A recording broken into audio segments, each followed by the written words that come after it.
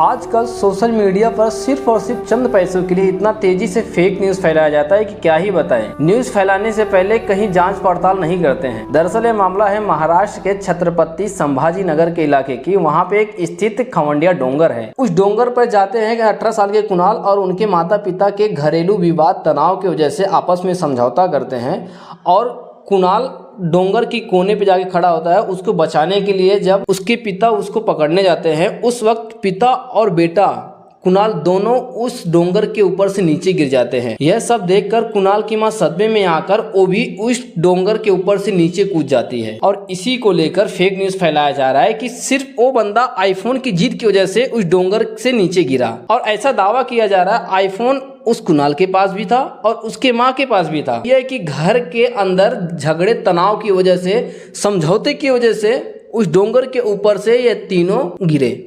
आजकल social media पर सिर्फ और सिर्फ चंद पैसों के लिए इतना तेजी से फेक न्यूज़ फैलाया जाता है कि क्या ही बताएं। न्यूज़ फैलाने से पहले कहीं जांच पड़ताल नहीं करते हैं। दरअसल ये मामला है महाराष्ट्र के छत्रपति संभाजी नगर के इलाके की। वहां पे एक स्थित खवंडिया डोंगर है। उस डोंगर पर जाते हैं कि 18 साल के कुणाल और उनके माता पिता के घरेलू विवाद तनाव की वजह से आपस में समझौता करते हैं और कुणाल डोंगर की कोने पे जाके खड़ा होता है उसको बचाने के लिए। जब उसके पिता उसको पकड़ने जाते हैं उस वक्त पिता और बेटा कुणाल दोनों उस डोंगर के ऊपर से नीचे गिर जाते हैं। यह सब देखकर कुणाल की मां सदमे में आकर वो भी उस डोंगर के ऊपर से नीचे कूद जाती है और इसी को लेकर फेक न्यूज फैलाया जा रहा है कि सिर्फ वो बंदा आईफोन की जिद की वजह से उस डोंगर से नीचे गिरा। और ऐसा दावा किया जा रहा है आईफोन उस कुणाल के पास भी था और उसके माँ के पास भी था। यह कि घर के अंदर झगड़े तनाव की वजह से, समझौते की वजह से उस डोंगर के ऊपर से ये तीनों गिरे।